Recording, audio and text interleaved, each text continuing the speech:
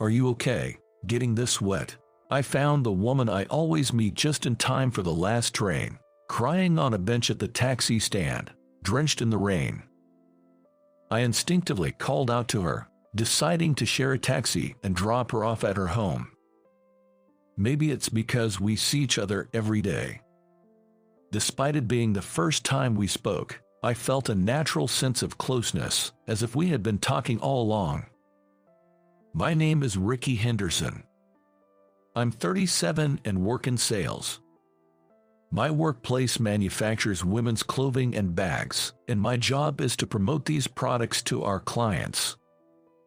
But because we deal with women's products, there are a lot of women both at work and among the client representatives. Over half of my colleagues are women, with many being married and mothers. My mentor and direct supervisor retired last year, and a female supervisor transferred in from a different department. The new supervisor favors female employees who are married or raising children. She's flexible when children are sick and employees need to call off work, and she's good about reflecting paid time off requests. However, she is quite strict with single people. Ricky, you're alone when you go home, aren't you? Since you have nothing else to do, I'm leaving this task to you. Today, like always, I was burdened with extra work by the supervisor and was swamped with overtime. Recently, it's been especially bad, with me working overtime almost every day for a month. It was so unreasonable that I even argued against her. Even I want time and space to do house chores like laundry and cleaning. But the supervisor glared at me. Laundry, cleaning, you can do that on your days off. Other people also have to take care of their children and prepare meals on top of that. I was taken aback by her harsh tone and couldn't say anything back. Isn't this discrimination against unmarried people? I won't lose to that unreasonable supervisor. I kept murmuring to myself as I worked overtime day after day. I'm a stubborn person. But that doesn't mean I can work endlessly. I've been barely catching the last train for several days now, feeling immensely tired and sleep-deprived. Today, as I rushed to the station just in time for the last train again, I saw the familiar woman. Oh, it's her, reading a thick book again. I wonder what she's reading. I end up staring at the woman because I'm curious about something that doesn't really matter. It seems she sensed my gaze because she looked back at me, and our eyes met. In a panic, I averted my eyes and looked down at my cell phone. Lately, we've been seeing each other almost every day at this late hour, right before the last train. I'm sure she must have recognized me by now. I wonder if she finds it suspicious that I keep staring at her.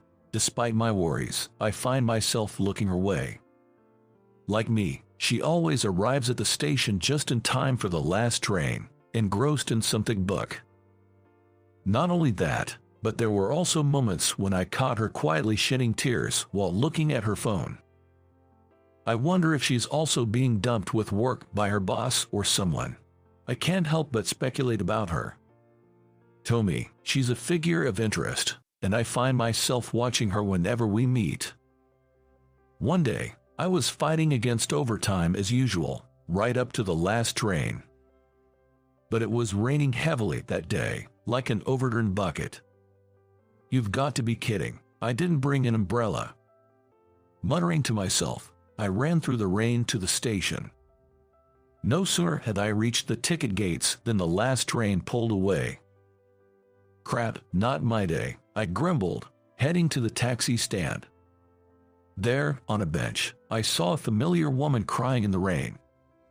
Of her, why is she crying? Drawn to her, I approached and asked, "You're soaked through. Are you okay?" "Oh, I'm fine. Don't worry about it," she said, hiding her face. "You don't seem okay. You might catch a cold.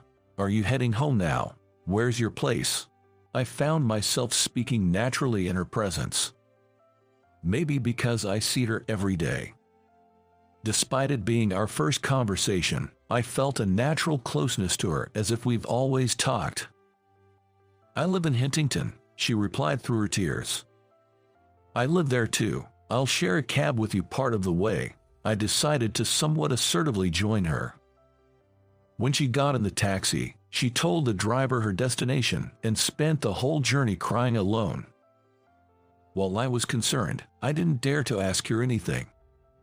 "Here, you can use this to wipe your eyes." I offered her my handkerchief and saw her off as she headed home. I went to work as usual the next morning, again clocking out just in time for the last train. However, for some reason, she was nowhere to be seen. Could she have caught a cold? I found myself thinking, and kept an eye out for her at the station. One day, my supervisor suddenly asked, "Could you handle the ab market negotiations? An urgent matter came up and I can't go." "But it's your responsibility, isn't it?" "How far have the negotiations progressed?" "I'm not sure about it since I'm not in charge," I responded. "Just read the materials, you'll be fine," my supervisor said before leaving the office. Ab Market is an online retail company based overseas that sells clothing and bags. With a computer or cell phone, anyone can purchase their products from any part of the world. It's a great honor to have our products in their service. Therefore, mistakes and rudeness aren't acceptable.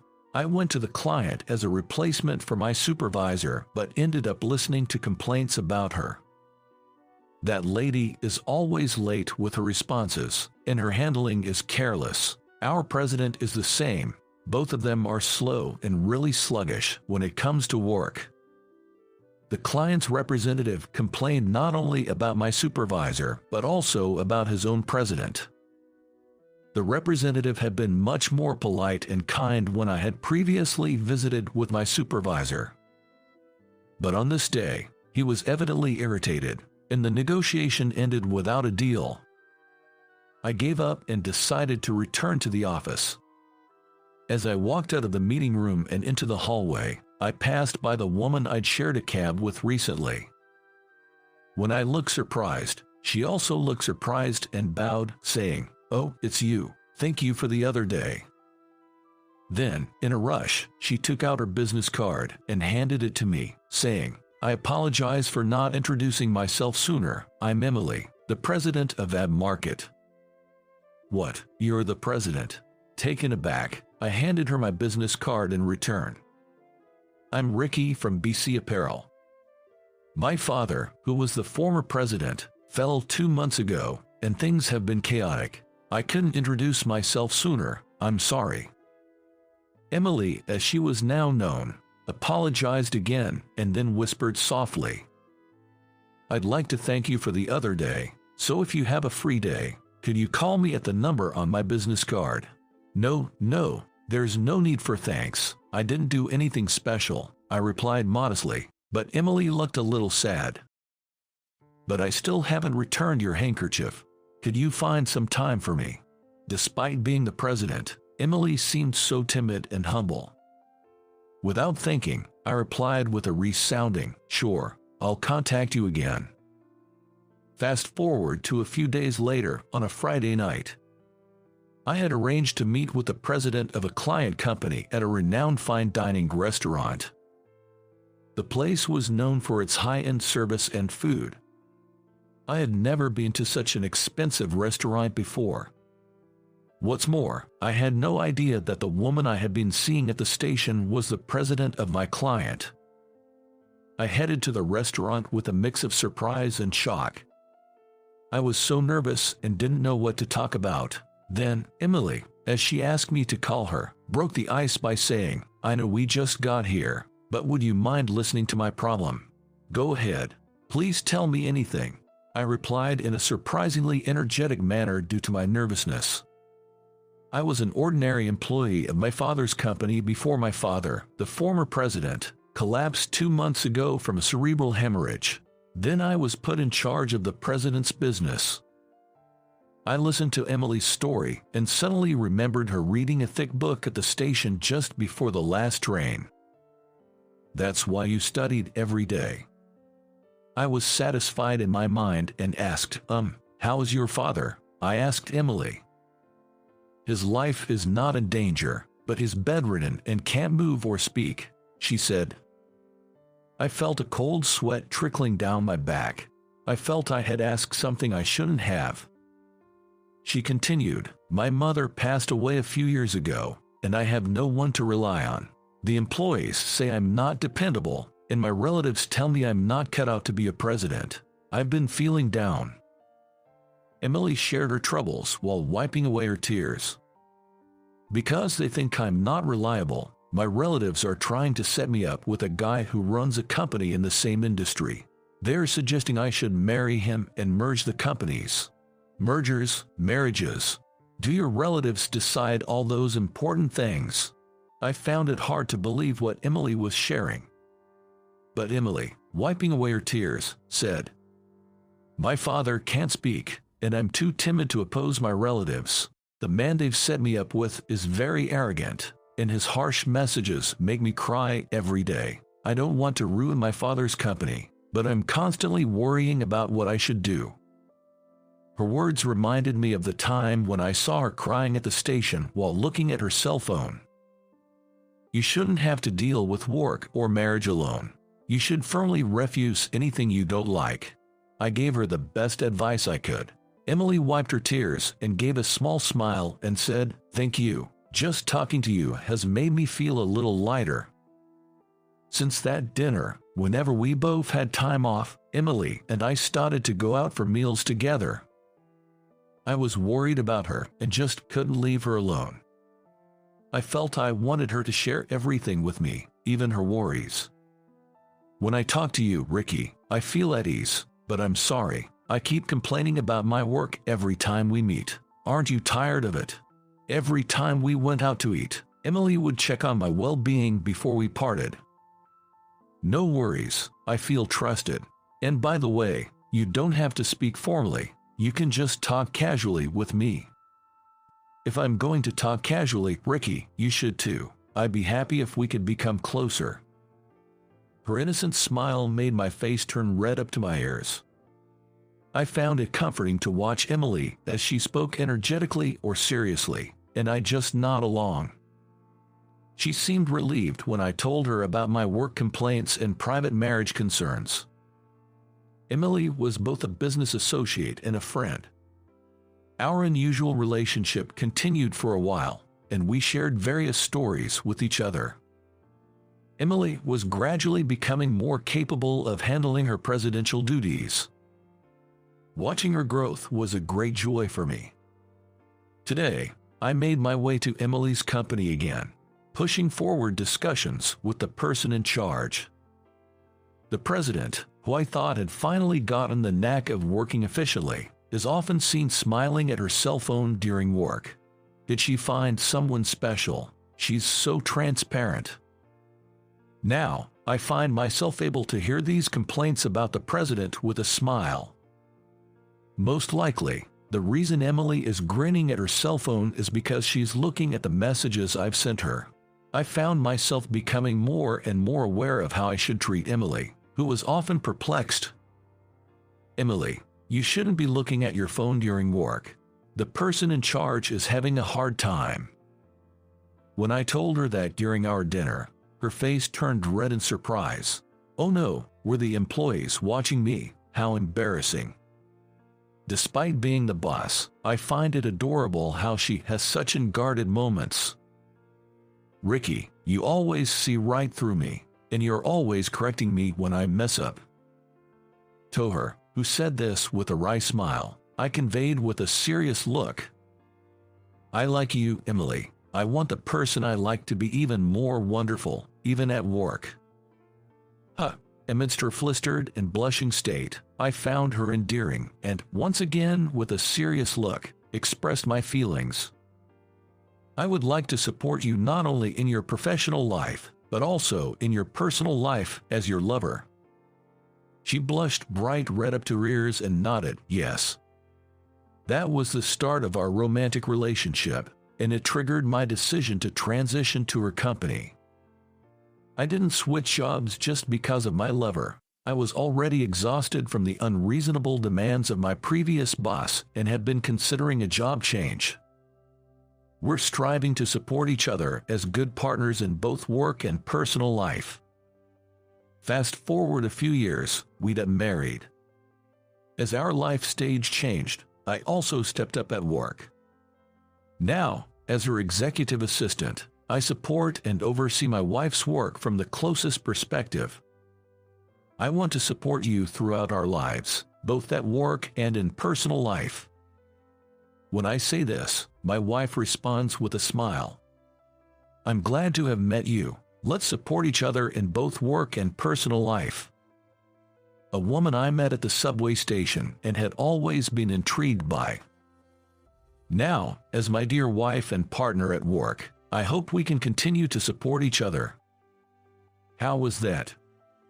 Your channel subscriptions serve as motivation for our production. See you in the next video. My name is Robert Stanton. I'm a salesman at a company that's ingrained in the local community. This year I'll be turning 28, but this city isn't where I grew up. I left my hometown as soon as I graduated high school and made a beeline for this place. I'm genuinely thankful to the boss who hired a high school graduate like me and helped me grow into the man I am now. Back in the day, I had quite a reputation as a troublemaker in my hometown. You could say I was a bit of a wild child. I had a thing for motorcycles, and I was pretty darn good in a fight too. Or rather, I guess I just hated losing. After all, you can't lose a fight if you don't admit defeat. However, my wild antics definitely caused some headaches for my folks and teachers back home. These days, I'm all reformed and a respectable member of society. I don't go back to my hometown, but each time I reach out, I can tell my parents breathe a little easier. I've even started to send them a little money now and then. One day, after coming back from a client's place, I got a call from the boss. Apparently, he'd been waiting for me. I made my way to the boss's office, where the ever-white-haired man greeted me. I apologize for keeping you waiting. As I lowered my head in apology, the boss just smiled and said, "No problem." This boss of mine, he's one of the good guys and is well known even in this town. He's pretty invested in community development and knows a lot of folks. People come to him for advice on all sorts of things, not just work-related.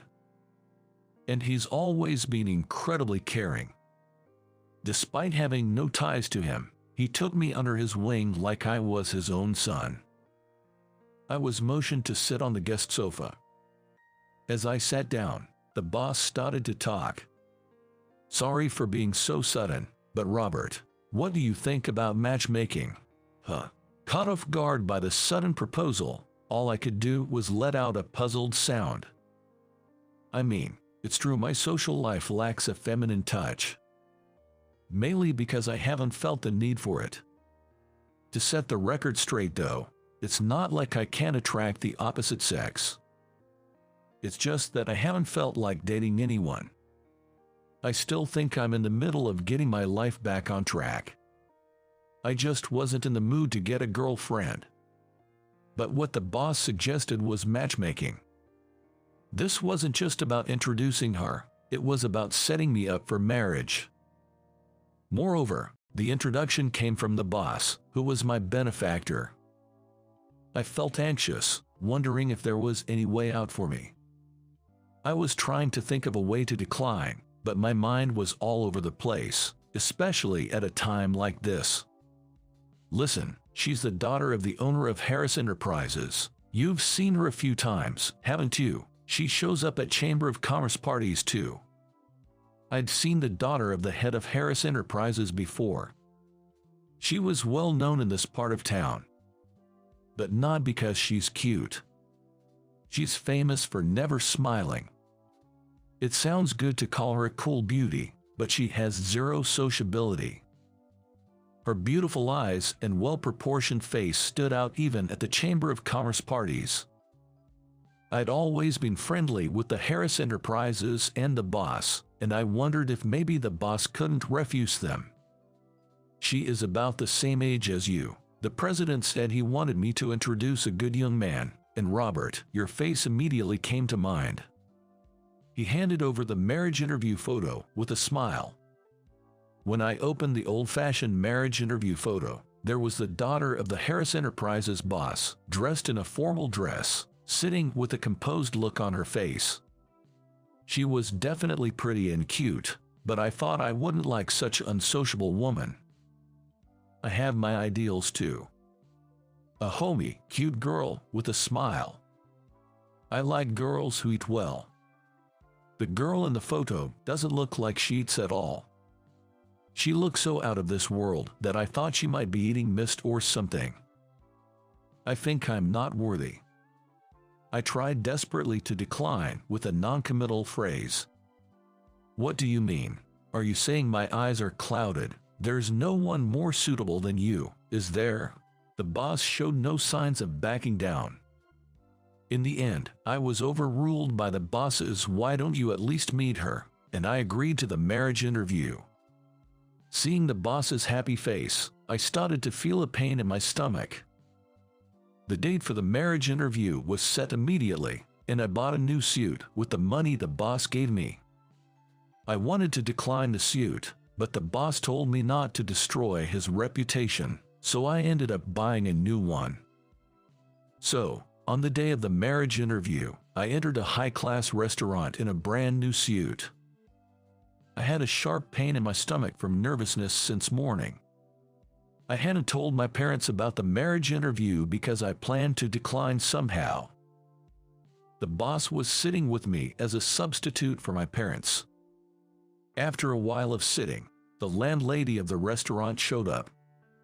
And with the landlady announcement that your party has arrived, the face of Harris Enterprises boss appeared. And behind the president, his daughter in a formal dress follows. Seeing her up close, she had skin like porcelain and a beauty that was somehow out of this world. I was taken aback. "Sorry to keep you waiting. This is my daughter. Her name is Nora." President Harris introduces her. She slightly retracted her chin and nodded to me. Of course, there was no smile on her face. Rather, I was startled by the sharpness of her gaze when she quietly looked at me. In the end, the marriage interview was just the bosses talking while we focused on eating. It was a very uncomfortable space. The meal was finally over with the dessert, and the two bosses left the table together, saying now it's up to the young people. It's a common sight at marriage interviews. As soon as the two of them left, the girl who had been silent until now opened her mouth. "Do you want to get married?" Her sudden aggressiveness made me momentarily angry. Who talks like that? Always take the fight if it's offered to you. That's how I've lived thus far. If someone's spoiling for a fight, I won't back down either. Her icy gaze stabbed at me, clearly pissed off at my attitude. The marriage interview was your parents' idea, wasn't it? You could have put it more tactfully. You have been staying silent throughout the meeting. Are you trying to embarrass my boss? Think about it. Once I start talking, it's hard to stop. I express my distaste for her attitude. Acting high and mighty, who do you think you are? Living a life that gives you the right to lecture others. We both seem to have confrontational personalities. After a huge argument that caused the landlady to intervene, the marriage interview ended. I figured she would be the one to reject me. Even so, she was a strong-willed president's daughter. I went back to my apartment and thought about her. I was mad, but there was a part of me that couldn't hate her, leaving me feeling unsettled. Days passed since the marriage interview, and I hadn't received any rejection. Instead, I was called into the boss's office during my lunch break to be told that there was a date invitation from her. I was genuinely shocked and taken aback. After such a huge fight, her not rejecting me was surprising. It could be some kind of prank. I left the boss's office feeling like I'd been had. In my hand was a note with the date and time of the next meeting. I needed a drink to deal with this. As soon as I got back to the office, I asked a colleague to join me for drinks that night. That evening, after getting the news about the date from the boss, I went out drinking with my colleagues at a bar. The story of the marriage interview had apparently become office gossip, and my colleagues seemed genuinely interested. I amusingly shared with them how I had a major fight with the president's daughter at the marriage interview. My colleagues jokingly warned me, "You're gonna get fired," and I felt a chill thinking it might not be that far-fetched. To shake off that anxiety, I got seriously drunk, which was something I hadn't done in a long time. A junior female colleague was doing her best to support my drunken self. As we staggered towards the subway station, I spotted Nora Harris in the crowd. Our eyes locked instantly. Then, expressionlessly, she flashed me the middle finger. In response to her blatant provocation, my drunken head heated up. I was pulled along by my junior female colleague as I wobbled. Even as I was being led, I couldn't take my eyes off Nora. Noticing my gaze, Nora nonchalantly lifted her skirt to flash her pure white thighs at me. I was captivated by their whiteness. Just as I heard, "Watch out, you're going to hurt yourself," I crashed into a corner wall. I saw stars as I banged my head on the wall. Ouch! I crumpled over, clutching my throbbing head that I had hit hard. Out of the corner of my eye, I saw Nora grinning wickedly. What the hell? I can't help but grumble to myself, she can smile after all. However, strangely, I didn't feel angry. I found myself starting to enjoy Nora's audacious personality. The date that I was dreading somehow became something I was looking forward to. On the day of our date, I still had a bandage plastered on my forehead. Despite this, Nora's expression didn't change at all. As soon as we sat down side by side on a park bench, Nora repeated the words she had said during our initial meeting. "Do you actually want to get married?" Hearing the same phrase again, I felt there was a catch to this matchmaking. I thought that she might have a compelling reason to get married. "If there's a reason, I can help. Would you mind sharing it with me honestly?" She looked at me, her eyes wide with surprise. From my serious expression, she understood I wasn't joking. After a deep breath, she began to speak. This marriage interview, it seems, was something she had requested to her father. Apparently she wanted to prove herself to Tom. She had been in a long-term relationship with her first love. But she had been betrayed by him and her best friend.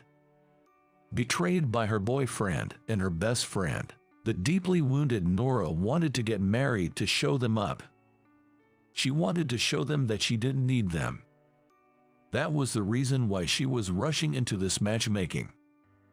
Her story left me a bit flabbergasted, but I also felt sympathy for her being betrayed by people she trusted. Being left alone suddenly is hard. I am a daughter of a president, so it'd be like you're marrying up, right? I'll also treat your parents well. If you want, we can even divorce when it suits you. Her face was dead serious as she desperately tried to persuade me. I guess she's this desperate because she still can't forget her first love. Suddenly, I find myself feeling a strange affection for her. So much for her cold beauty persona. Isn't she just a girl who can't forget her first love? I wouldn't mind going out of my way for her. After hearing her whole story, I found myself thinking like that. All right, I'll do it. Let's get married. At my response, her face lit up. Thank you. A faint smile played on her lips as she held back her tears. The disbalance in her expression was so beautiful that I found myself at a loss for words. It just hit me how sudden moments that capture your heart can be. The talk of marriage moved ahead swiftly. After all, Nora, wanted to get married as soon as possible. When I reported my plans to marry to the boss, he was happier than when his own son got married. "I want to pay a visit to your parents," she said. When I was about to start looking for a wedding venue, Nora said so with a serious face. "I haven't been back to my hometown or my parents' house in a long time. For me, my hometown was a place I had essentially abandoned. Only embarrassing memories remain." I was a little afraid to take her back to such a place. I didn't want to deliberately show her parts of myself that I disliked. But she said, it's a necessary step, and wouldn't take no for an answer. In a way, she almost forcefully decided on my return home.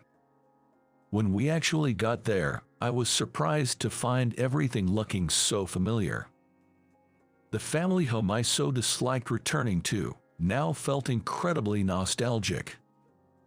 Seeing my parents again after a long time, they had aged more than I imagined and looked noticeably smaller. My mom teared up at the sight of me, and when I introduced Nora as my future wife, she sobbed. She was overwhelmed with joy. My silent dad also seemed happy about my return, albeit in his own quiet way. After the greeting with my parents, I took her to something she had insisted on seeing during our visit. I led her behind the family's barn. There, her eyes lit up and she exclaimed, "This is amazing. My motorcycle was just left out there, next to the barn." Surprisingly, she loves motorcycles and has a license for large ones. She'd heard about me riding a motorcycle in my student days and had asked to see it. "It's not a big one, but it's a bike I cherished." She stared at it for a while and then said thank you. After that, I decided to show Nora around the neighborhood. "So, this is where you grew up?" Looking down on the river from the embankment, Nora said with deep emotion. Compared to the city where she grew up, this must have seemed like a peaceful countryside. Everything might be new to her.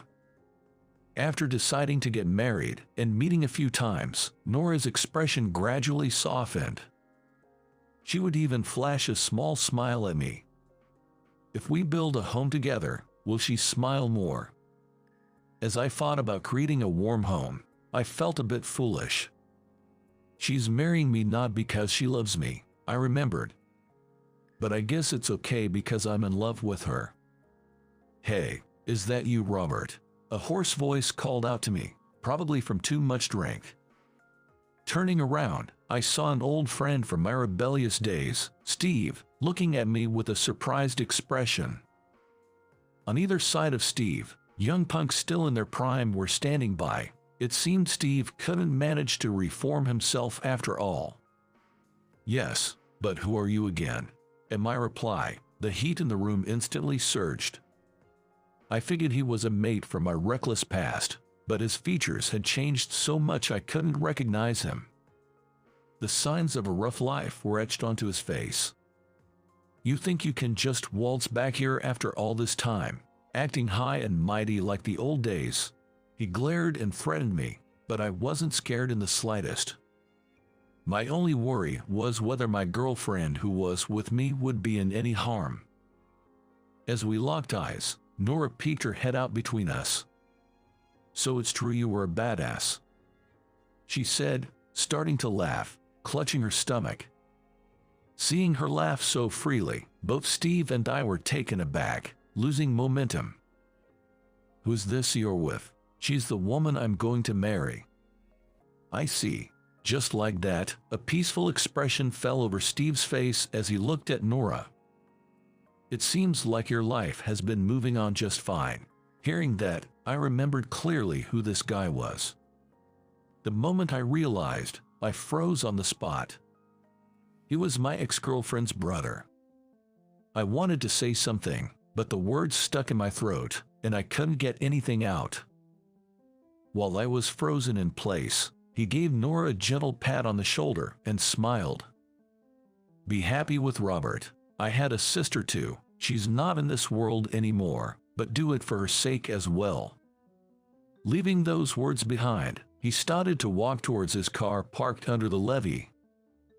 The way he slouched slightly as he walked looked like a testament to the past he was carrying. As I stood there in a daze, Nora took my arm and smiled. "Should we go visit your ex-girlfriend and your buddy?" At her words, I shuddered. I wondered how she knew, my mind spinning. I left my hometown because of a motorcycle accident. I loved motorcycles since my rebellious days, and in my youthful folly, I thought reckless riding was cool. Back then, my girlfriend was a year younger, and she often rode behind me on my motorcycle. The night of the accident, I was at the police station because of a fight I got into during the day, along with my parents and my school teacher. When she heard I was taken to the station, she panicked. She was riding on the back of my buddy's bike to accompany me up from the station when the accident happened. It wasn't because they were riding recklessly. The driver of the compact car that hit their motorcycle was an unlicensed high schooler. He was a kid just like us, up to no good, and apparently he fled the scene without even calling an ambulance. When I was finally released from the police station, I remember being punched out of the blue by her brother at the entrance. When I finally saw her and my buddy in the cold morgue, I couldn't even cry.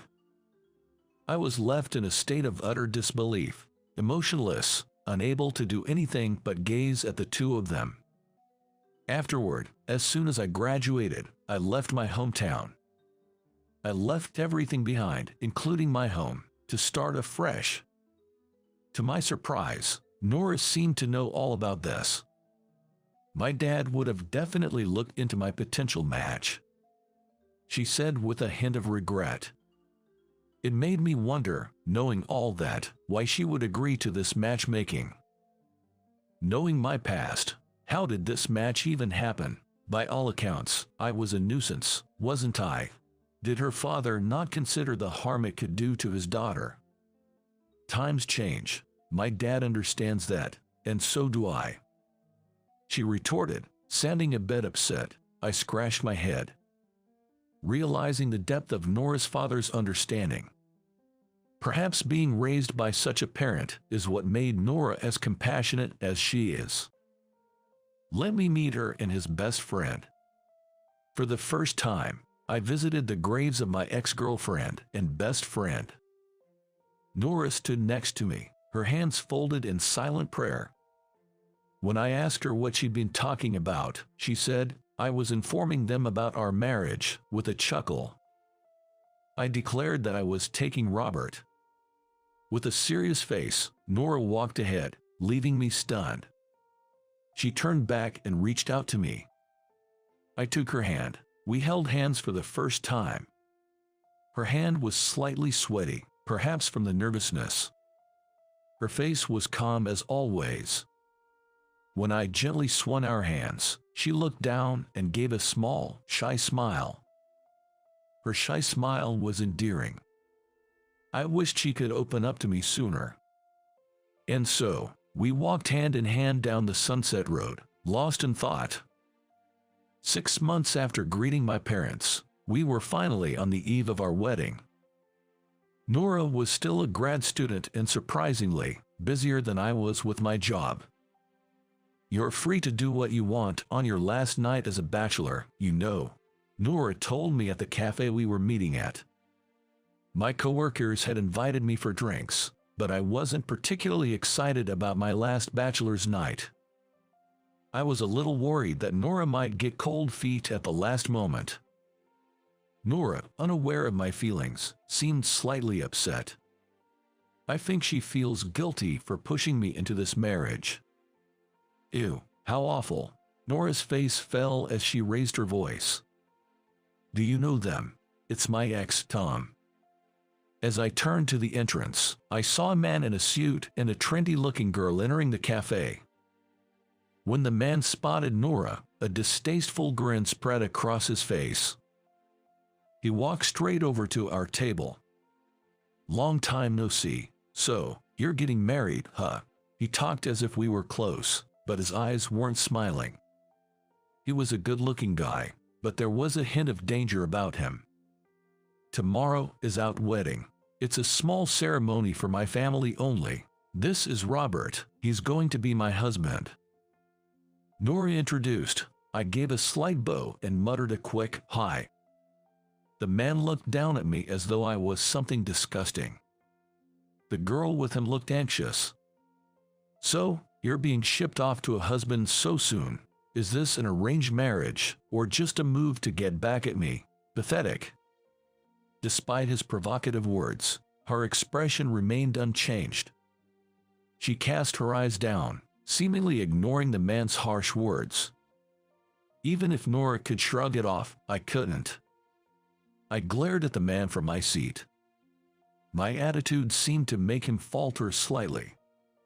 I don't know where he comes from, but I'm not about to be bested by some man who's probably never thrown a punch in his life.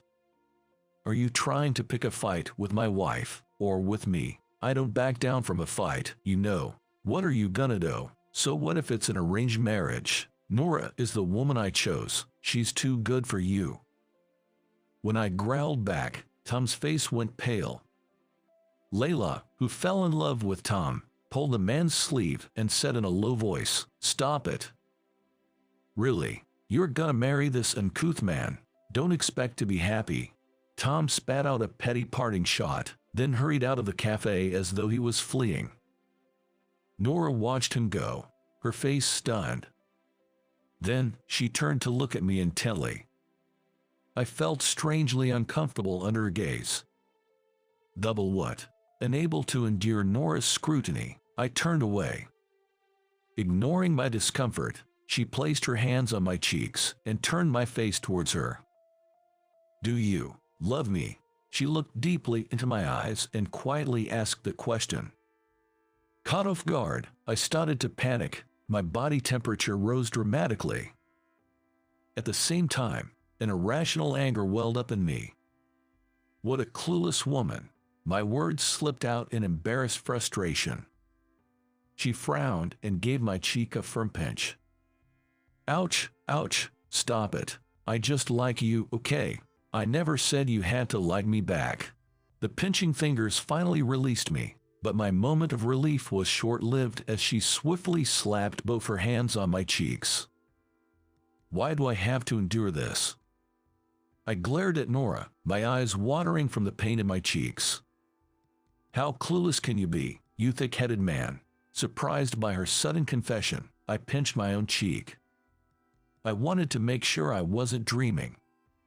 My cheek did hurt, and she was standing in front of me, looking angry. And she seemed to be on the verge of tears. Making the bride cry the day before the wedding was unforgivable. I'm sorry. I apologize.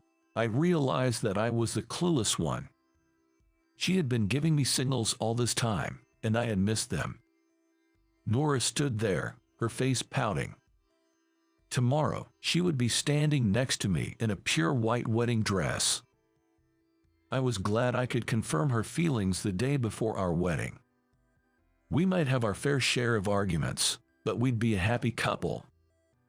Indeed, Nora and I were a perfect match. My mother's illness progressed in the blink of an eye. My aunt's resilient mom started to forget things, and by the time I realized, her disease had taken a hold.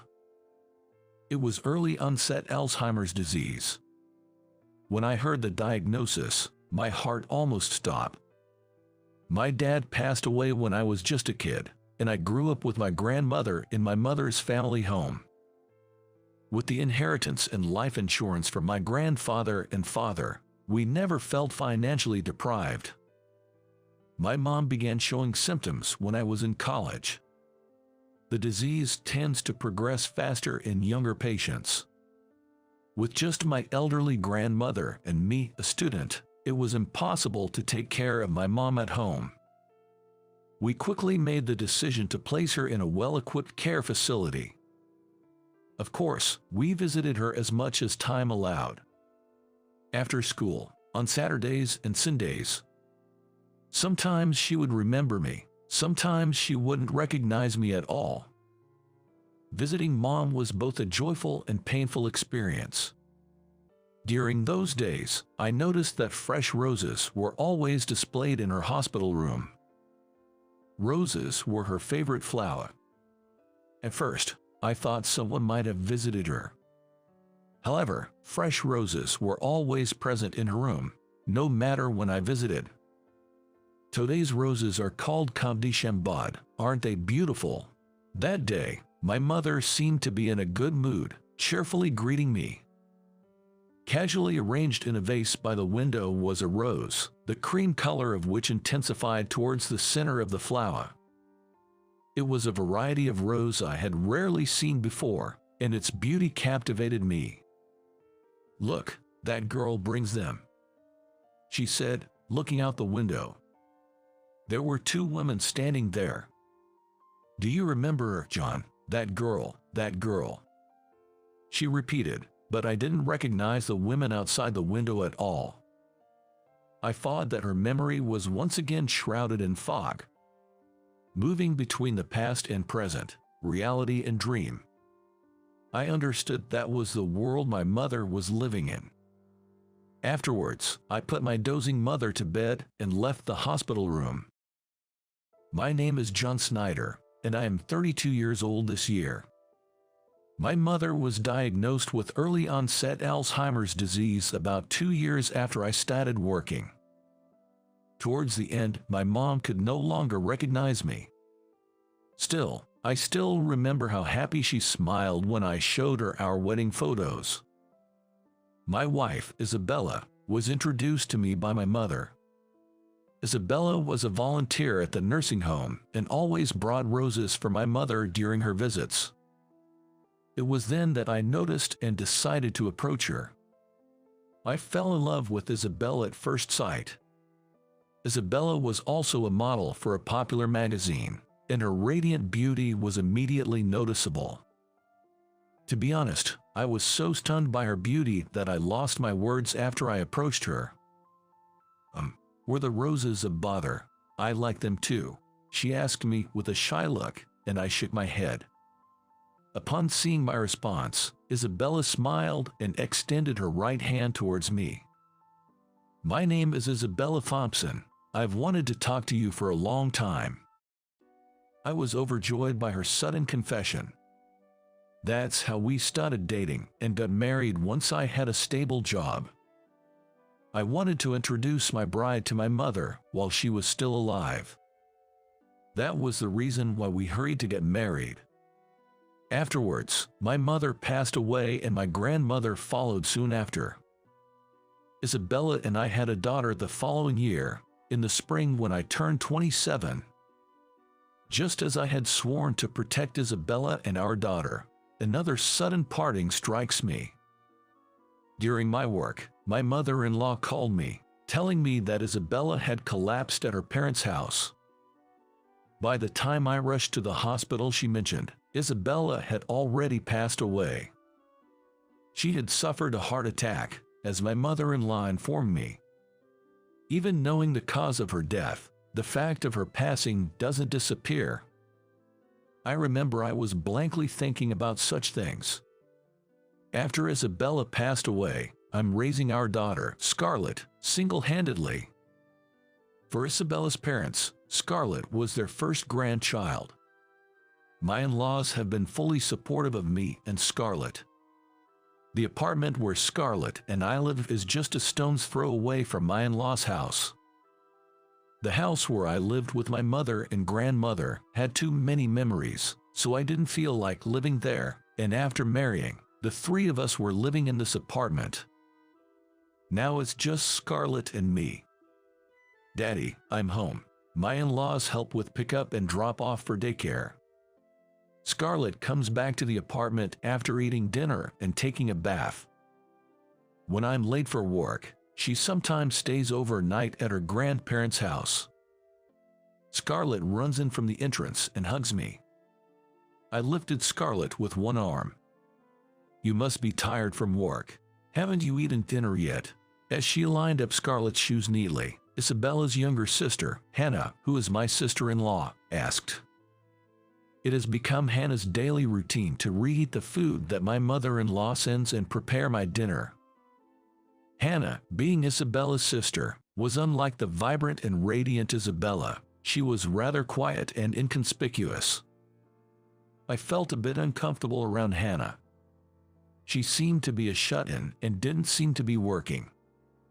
But Scarlett, who didn't even have time to remember her mother's face, loved Hannah, who had been taking care of her all the time. For Scarlett, Hannah was like a mother figure. It was inevitable, but as a father, it was complicated. I was not fond of Hannah, but I didn't dislike her. Hannah, who prepares dinner for me every day, plays with Scarlett and folds the laundry before going home. It almost felt like we were a couple. So, when there was an unbelievable suggestion from my in-laws, I was not overly surprised. "John, would you consider taking Hannah as your wife?" I was called to my in-laws' house, and as I was about to drink coffee sitting on the sofa in the living room, they asked. I would have surely spit it out if I had it in my mouth. Pretending to be calm, I quietly placed the cup on the saucer. The sound of the porcelain touching echoed in the quiet room. Wouldn't Hannah be against that? I understand that you think Scarlett needs a mother, but I had a strange suspicion that my in-laws were trying to push Hannah, a shut-in and seemingly jobless person, onto me. In the distance, I heard Scarlett's laughter. Probably, she was playing in the garden with Hannah. Scarlett says almost every day that she wishes Hannah was her mommy. It makes me feel sorry for her when I see that. Saying so, my mother-in-law wiped the corners of her eyes. It seemed like I was cornered from all sides. Even so, we have to hear Hannah's feelings. I'm sure she would be against it. As I was saying this to gently refuse, the large sliding door that connected to the living room creaked open. I have no problem, as long as you're okay with it, John. The one who opened the door and called out was Hannah. The tone was as matter-of-fact as if it were a business call. See, even Hannah is saying so. What do you think? Even if you ask me what I think, the expectation-filled gaze of my in-laws was heavy. Moreover, Scarlett was watching me with her eyes glowing from the window. Only Hannah kept gazing at the moon floating in the sky without expression. With a thin chin and slightly neurotic thin lips, she looked nothing like Isabella. I should decline. Just as I was about to speak with that thought, Hannah, who had been looking up at the moon, quietly laughed. Under the moonlight, her pale skin seemed to be reflecting. A quiet beauty that seemed to emit a fragrance. It was a smile that made me feel as though I'd discovered one of Hannah's secrets, unknown to anyone else. It reminded me of the scent of the roses I once smelled in the garden my mother made. It was as if the scent was wafting over from Hannah. I was caught in such an illusion. I think I want to think about it a bit. These were the words that slipped from my mouth, even though I intended to refuse. Even I had answered unconsciously. My in-laws breathed a sigh of relief and repeatedly bowed their heads to me, saying, "Thank you." Hannah, the person in question, looked at me with a slightly surprised expression for a moment. "Thank you in advance." All I could do was feel embarrassed and scratch my head at Hannah, who had deeply bowed her head. The trial period before marriage had begun. Living together as three in the apartment was difficult, so we moved to the separate building of the house in my in-laws' property that Isabella and I were planning to move into. My father-in-law is a businessman who greatly expanded the company his predecessor created and is a wealthy man, owning much of the land in this area. Isabella was the lady of that house. The in-laws' property is wide, with two separate buildings in addition to the main house. I still haven't fully grasped the full extent of the city. The guest house was built in the style of the early 1930s, inspired by the distinctive homes of the 1920s. It was a blend of traditional American and European architectural styles, conjuring a nostalgic vibe. Since I was planning to move in with Isabel at the time, it had been somewhat refurbished. The move took place immediately, and my peculiar premarital cohabitation with Hannah began. Scarlett was always laughing happily, happy to be with Hannah all the time. With anxiety, I began my life with Hannah. Once we started living together, I noticed many things on a daily basis. For example, about Scarlett. I thought that Scarlett was more attached to Hannah than anyone else because Hannah was spoiling her more than anyone else. In fact, she scolds her when necessary, praises her when necessary, and laughs together with her, being silly. I was surprised to see that she was properly disciplining Scarlett. The same was true with cooking. I thought my mother-in-law had brought me the food she made. The dinner I ate every night was made by Hannah. She quickly added one more dish with leftovers and effortlessly took care of other house chores. As I realized that Hannah, who seemed expressionless, was actually expressive, I became attracted to her. I thought it was quite blunt of me, but I couldn't stop my honest feelings. That's how comfortable life with Hannah was for me, surprisingly so. Even though we were living together with marriage in mind, our bedrooms were separate. Hannah said she couldn't sleep if she felt someone's presence. Because of such circumstances, it took me a while to notice Hannah's secret while living together. One early morning, I woke up to the sound of the front door opening and closing. When I slightly opened the curtain to check outside the window, I saw Hannah walking towards the back of the yard. I put on a hoodie over my pajamas and quietly followed Hannah. Hannah kept going deeper into the property. That's unknown territory for me. After passing through the grove of trees, I could see an old wooden fence in front of me. The land surrounded by the wooden fence didn't seem that wide even from outside. Hannah opened a small wooden gate in the corner of the fence and walked inside. It was early morning, still dim and chilly. In the cool air, I felt a familiar scent. Unable to resist, I followed Hannah and peeked through the slightly open gate. An incredible scenery was spread out before me. Just as I imagined, the area within the fence was narrow. But in that small space, a myriad of flowers were blooming splendidly. At the end of a tiny path, there was a quaint little gazebo. I walked through the arch of climbing roses just inside the gate and stepped into the small garden. "Hut John, what brings you here?" Hannah turned around from where she had been looking at the roses. "I saw you leaving the house. What's this place? I had no idea this garden existed." I looked around at the garden full of blooming roses and marveled at them. There were many types of roses, ones climbing up obelisks, ones growing in bushes, and ones in pots. Small herbs and flowers were blooming around my feet. Looks unplanned yet thoughtfully cultivated. That was the garden we were at. I received this land from my grandmother when I was a little girl. She told me to grow it however I wanted. Come to think of it, I recall Isabella mentioning Hannah was very close to her grandmother. She even missed our wedding because her hospitalized grandmother couldn't attend. This garden is where my journey as a gardener began. Without it, I think I would have been unemployed. I was surprised and blurted out, "What? I knew it. You thought I was a shut-in and neat, didn't you, John?" "I thought so," Hannah said with a dumbfounded look on her face. Because as far I know, Hannah seemed to be always at home and showed no signs of a job. It was only natural I misunderstood. Hannah then went on to explain. She was a professional gardener, a horticulture specialist. She provides gardening advice to construction companies and teaches gardening classes at local community centers, among other things. The reason we never bumped into each other outside was because she always used the back door.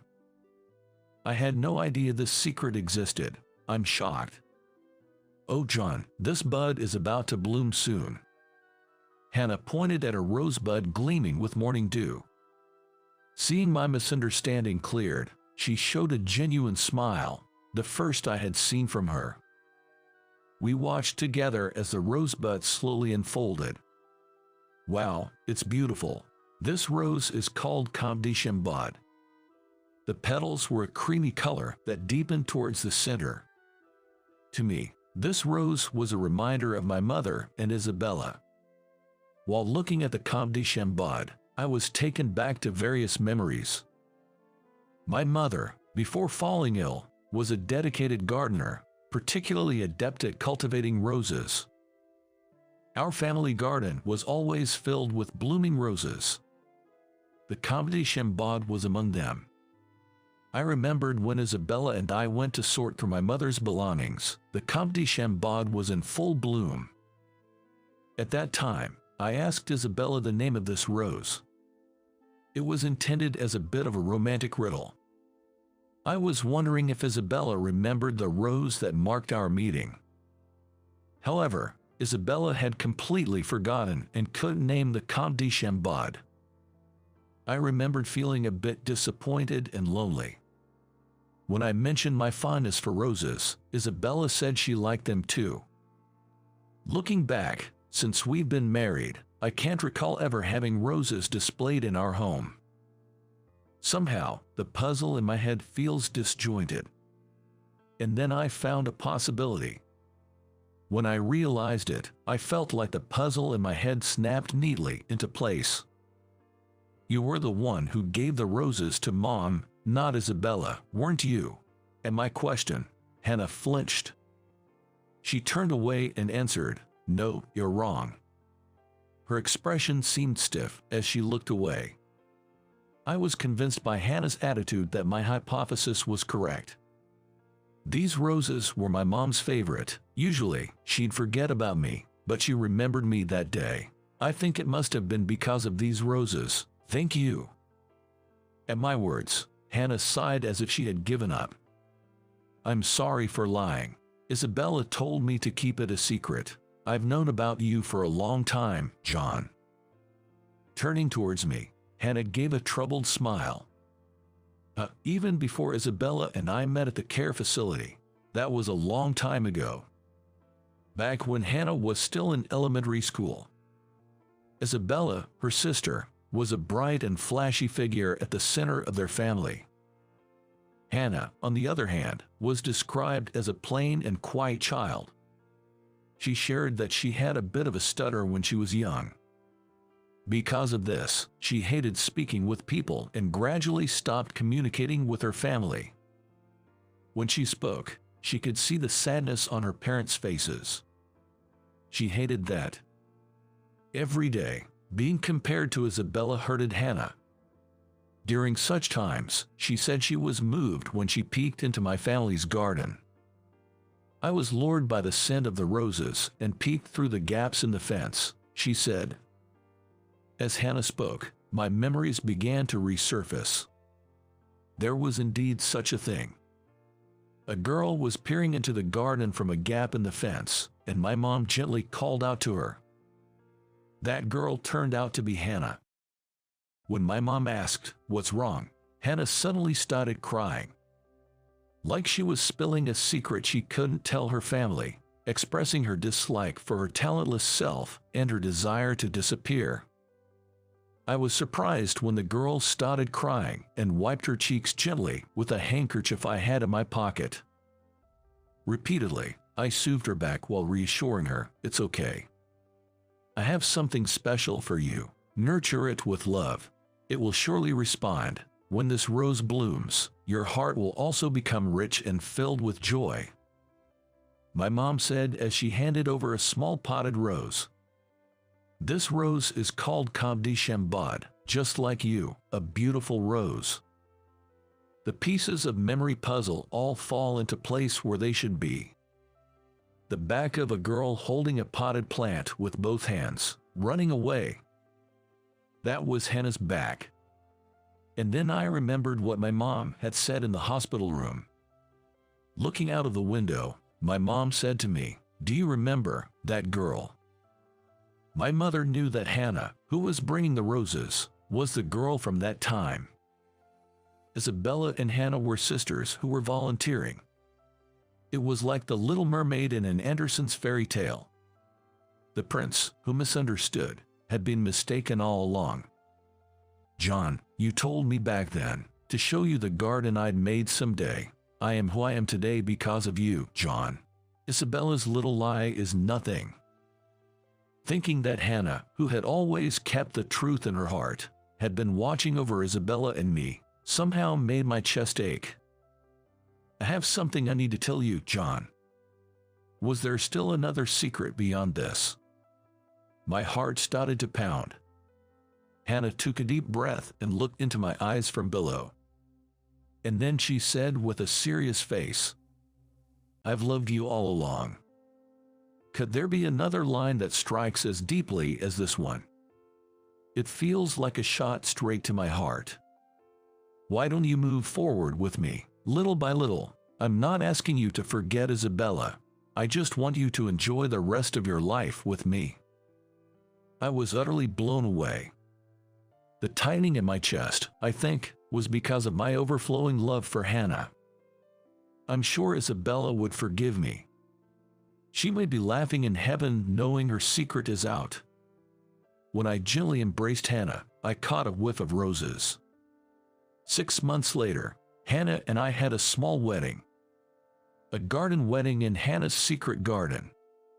Surprisingly, it seemed to be the first time my in-laws had set foot there. They were left breathless by its beauty. Hannah, the bride, wore a dress not of pure white but black. Hannah chose it because Isabella wore pure white. I thought it was a choice very much like Hannah. Scarlett, as a flower girl, carried the long veil with a gleeful expression on her face. I remembered Scarlett asking Hannah repeatedly before the ceremony, "You're going to be my mom, right? I'll make you very happy." Hannah hugged Scarlett and repeated her promise. I had never seen such a tender scene. Surrounded by the scent of roses, I took my first new step. Beside me were Scarlett and Hannah. Isabella in heaven would surely protect us. "This garden you've created, it's truly beautiful." I told Hannah what I had always wanted to say. Hannah nodded happily in response. "How was it?" Your subscription to the channel would be a great encouragement for us. See you in the next video. My name is Albert Harrison, a 29-year-old office worker. If there's anything that sets me apart from others, it's that I'm a wheelchair user. I began this wheelchair life due to an injury I sustained while mountain climbing back in my student days. Many people tell me that there is no way I want to climb the mountain again after the injury, but I still do. Currently, I'm totally into free climbing. I work in a factory of a major metal processing company. I have no complaints about my working conditions, and I have a good relationship with everyone. I often think how blessed I am to be surrounded by such people. I thought I would always be in this factory, but a sudden transfer order came to me in spring. I was ordered to work at the head office. This surprised everyone in the factory, including the factory manager. It seems that the upper management wants to highlight the company's image of actively hiring people with disabilities. Though it's quite annoying to be shuffled around for such reason, I'm an office worker. It's hard to go against the directives from above. So I left the factory I was familiar with and transferred to the head office where I didn't know anyone. I was transferred to the General Affairs Department of the head office. As I thought, it was a position allocated for disabled hiring. You could tell from the arrangement of the desks on my floor that they made various adjustments to accommodate me.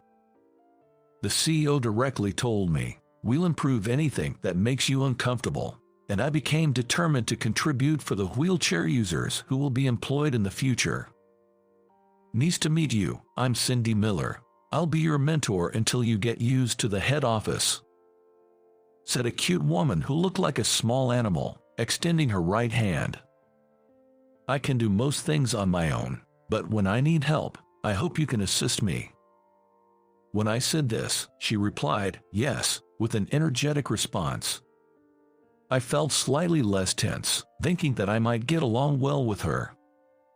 "Oh, you must be Albert. It's a real hassle that we've been handed to take care of you. It's quite troublesome for us too," said Ethan, the section manager, with a voice that suggested he attended many drinking parties. He seemed to be in his late 40s, with a prominent beer belly and peau skin. My first impression was that he seemed unhealthy. I was so taken aback by his appearance that I didn't even realize the extremely rude comment he had made. "I'm Albert, nice to meet you." Perhaps my response, which seemed to ignore Ethan's sarcastic comment, might have made things worse. He probably saw me as someone who's difficult to handle since I didn't react to his sarcastic comment. Ethan returned to his desk with a sour expression. "Don't mind him, he always talks like that," Cindy said, frowning. It seemed that Ethan was not well liked by his subordinates. And so, my assignment at the head office began.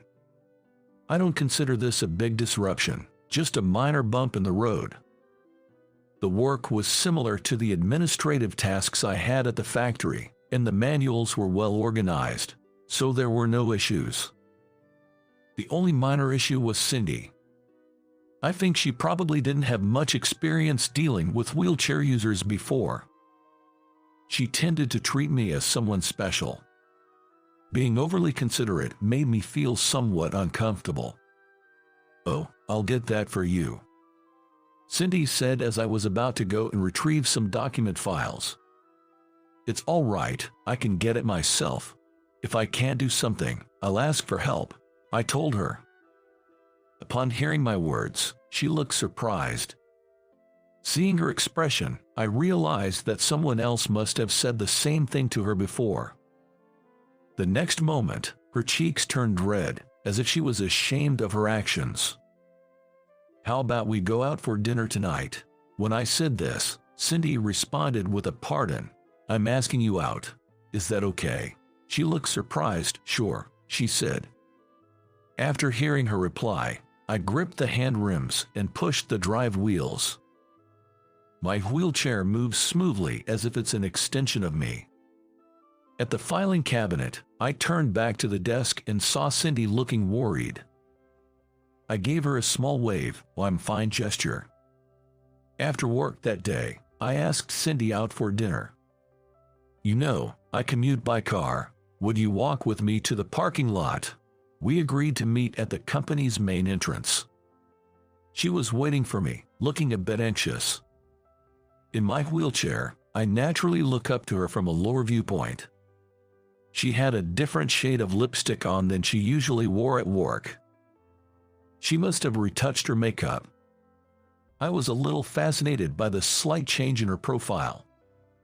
Not that I'm easily smitten. She's just that captivating. "So, you drive?" "I've got a driver's license, but never drive," Cindy said, blushing. She wears her emotions on her face. She's a candid person. I can't help but find that appealing. "Oh, you two are going out. Can you find a place where Albert can enter? You'd be up all night just looking for a place." Ethan, the department manager who happened to pass by, laughed out loud and made a sarcastic remark. "He's always like this. Not just to me. He often says rude and discriminatory things to his subordinates. He passes his own failures onto his subordinates and acts innocent." Ethan, who is the CEO's son-in-law, can be impolite and incompetent, but no one can say anything to him, as my coworkers told me. Sorry to worry you, Ethan, but I've researched places that are accessible for a date. I replied with a smile. Then, Ethan clicked his tongue in frustration. He must be annoyed that no matter what snide remarks he makes, it doesn't affect me. He quickly left with a displeased look on his face. I wonder if all he can do is make nasty comments. Cindy stuck her tongue out in disgust at Ethan's retreating figure. I was more intrigued by her cute gesture than Ethan's snide remark, and it made me smile a little. During our date, Cindy was constantly surprised, which I was satisfied with as the one who invited her. When I was getting in the car, she tried to help me fold my wheelchair. I quickly folded it before she could and placed it in the back seat, and she looked at me in surprise. The same happened when we arrived at the restaurant. She was surprised seeing me set up the wheelchair and transfer myself. You really can do anything. Most things, yeah, but there are things I can't do. And what do you do then? We were having this conversation on the ramp leading to the entrance of the restaurant we had reserved. Well, I ask for help. It's no shame in admitting what I can't do. Saying that, I opened the restaurant door and escorted her in. Cindy blushed slightly and said, "Thank you," with a smile. Nowadays, there are more places accessible for wheelchairs. When I make reservations at a place I'm visiting for the first time, I let them know I'm a wheelchair user. This way, the restaurant isn't caught off guard, and my companion doesn't have to feel awkward. The reserved table was a prime seat with a view of the beautifully lit-up English garden, which was the feature of this restaurant. Sorry for suddenly asking you out, but I thought it would be good if you, as my mentor, knew more about me. I apologized to her after we had placed our orders. And then it hit me. Sorry, do you have a boyfriend or something? I hope it will not cause any misunderstandings. If she had a man in her life, there was the risk of causing significant inconvenience. Seeing my sudden rush, Cindy burst out laughing. She laughed until she was in tears. Unfortunately, there's no such man, she said, wiping her tears. She explained that she found it hilarious that I was bringing this up now. Somehow, thanks to the laughter, I felt closer to her. And then she told me a secret she had never shared with anyone before. I too was once severely injured and was told that I might never walk again. I was taken aback by her unexpected confession. Cindy told me that she used to do paraequestrian. When she was in high school, she had a severe fall during training. At that time, the doctors had made such a prognosis. When I remember the despair I felt at that time, I still wake up at night, even now. That was something I had also experienced. What had been normal for me until then was no longer normal. I was overwhelmed with anxiety about how my life would change from then on. There were times when I stared at my own immobile legs and shed tears. No one's words of encouragement resonated with me. I had a time like that as well. Fortunately, Cindy said she was able to walk again after undergoing repeated rehabilitation and surgeries. Now, there are times when she feels like the accident was all a dream. She probably cared about me more than necessary because she saw in me the future she had once despaired about. I realized again that she was a truly kind and honest person. I know that I'm completely different from you, Albert, but I couldn't help but see myself in you. Cindy apologized, hanging her head. I shook my head, telling her that there was no need for her to apologize. Do you no longer ride horses?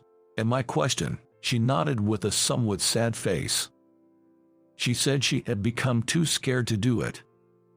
I see. So, about the next day off, I asked her out on a date for the next holiday. The long-awaited day off. I picked up Cindy in my car. I kept the destination a secret. I had shamelessly asked her to prepare a picnic lunch. Cindy smiled a little incredulously, saying, "You really have some nerve, Albert. So, I think she must have prepared it." The car ride took us to a cliff located deep in the mountains. "Where is this?" Cindy looked up at the towering cliff in wonder. "Just watch as I climb that." At my words, Cindy's eyes widened. At the bottom of the cliff were my old mountaineering buddies, who had been with me even before I became a wheelchair user. They were helping me because I just couldn't give up on the mountains. "Are you sure this is safe, even though you said you can do anything?" "No, I'm fine. Just watch." As she looked up anxiously, I climbed the rock swiftly with the support of my friends. When I reached the top and waved to her, she waved back with a face that looked like she might start crying any minute. To descend, I used a rope and a descender to get back to the ground in a jiffy. "See, it wasn't that bad, right? So why don't you give it another try? You want to ride, don't you? You actually do want to ride the horse." At my words, Cindy nodded, tears streaming down her face. She must have been holding it in for a long time. I believe it's not a lie that she felt fear towards horse riding. But above that, I think Cindy had distanced herself from horse riding because she was worried about causing concern to those who cared about her. She didn't want to worry her loved ones anymore. I couldn't give up climbing or mountain climbing. I think she must feel the same. "Albert, I feel like I can confidently tell my parents that I'm okay, that they don't have to worry." Cindy's face was a mess from crying, and her mascara was a little smudged, but she was still attractive and beautiful. About 2 weeks after I was transferred to the head office, a welcome party was arranged for me in the General Affairs Department.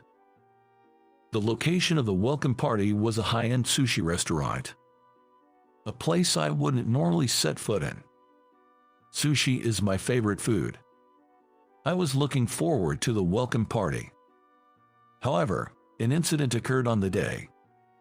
I arrived at the high-end sushi restaurant where the welcome party was held when everyone else had almost gathered. When I entered the restaurant, I could see a small set of stairs. I couldn't get to the stairs past the counter because the width of the wheelchair was in the way. The sushi chef also looked surprised when he saw me. Probably, he wasn't informed that a wheelchair user was coming. It's a high-end sushi restaurant. The service is supposed to be great. Normally, I wouldn't have had to struggle in a place like this. While I was wondering what to do, my boss, Ethan, came down the stairs with a grin on his face. "Oh, can you get through there? That's too bad. You can't pass because you were on that thing." Cindy and a few of my colleagues behind me held their breath. Ethan seemed a bit drunk. He was laughing while loosening his sloppy tie. "All right, since it's just that you can't pass, you should just crawl here." Ethan was laughing hysterically at his own words.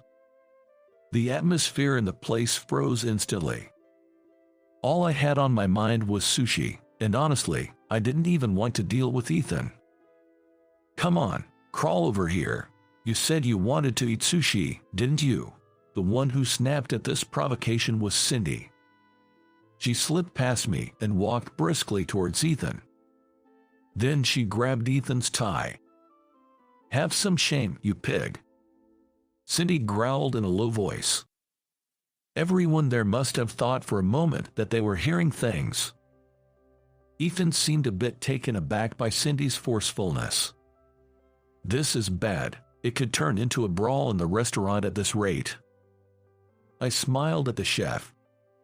Then, I brightly asked the chef, "Chef, I really want to try the sushi you make, but it seems I can't get in. Can you please prepare a special sushi roll for me to take out?" The chef rolled up his sleeves and said, "All right, leave it to me." Cindy shook off Ethan's tie as if she were throwing away something filthy and said, "I want one too, please." Cindy and I left the welcome party venue with the special sushi the chef made for us. From what I heard from my colleagues, the welcome party without me, the guest of honor, felt flat and was as quiet as a wake.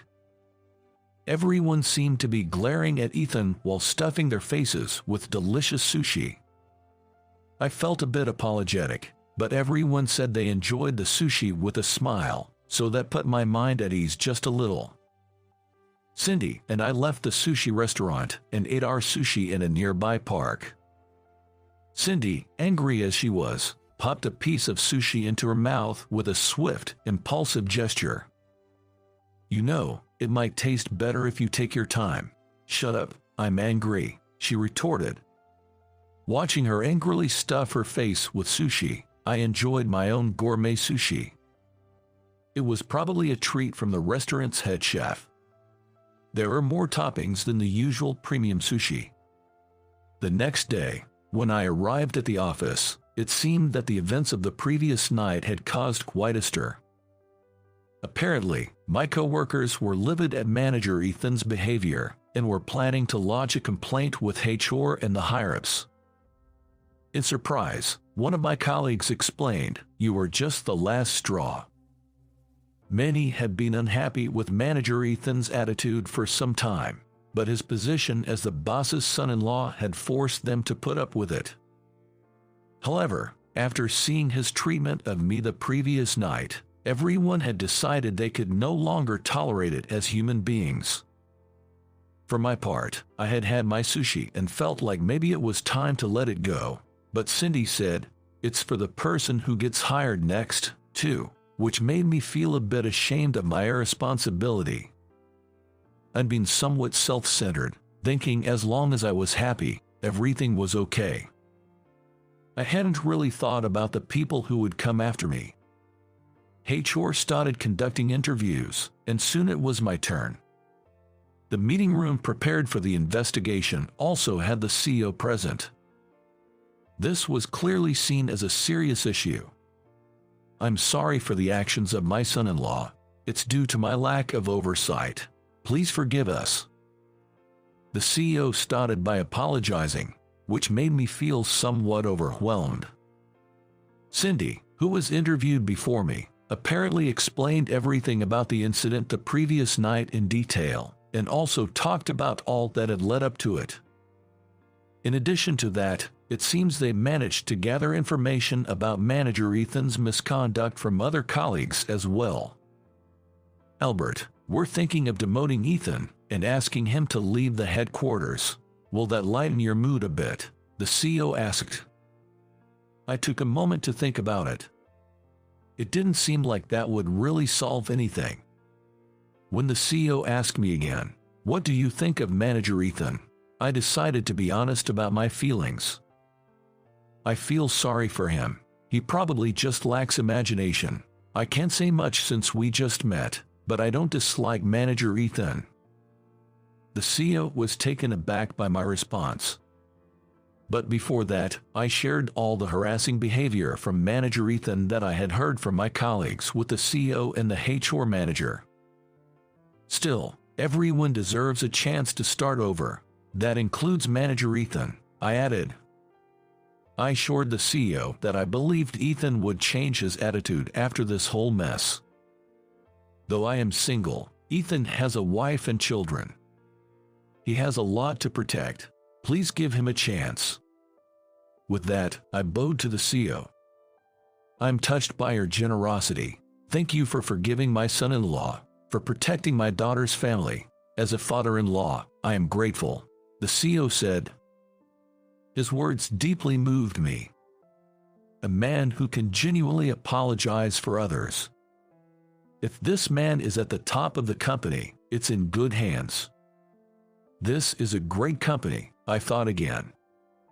"I heard you forgave manager Ethan," Cindy said at the rooftop break area. "I was never really mad in the first place. Doesn't forgiving him sound a bit arrogant?" Since we ate sushi together in the park, Cindy's demeanor had become much more relaxed. "You know I'm thick-skinned, right? That's my charm. It's all water under the bridge now." I said with a cheer, meeting Cindy's sidelong glance. She was angry on my behalf. Seriously, so thick-skinned it's shocking. You're a big-hearted man, and that makes you a great person. She joked around to match my mood, no longer angry, and gave me a smile. Why don't we go horse riding next time? I want you to see me in all my glory. Of course, I'll accompany you. At my response, Cindy chuckled, no need for formality. Seeing her smile made me genuinely feel that the transfer to the headquarters wasn't so bad.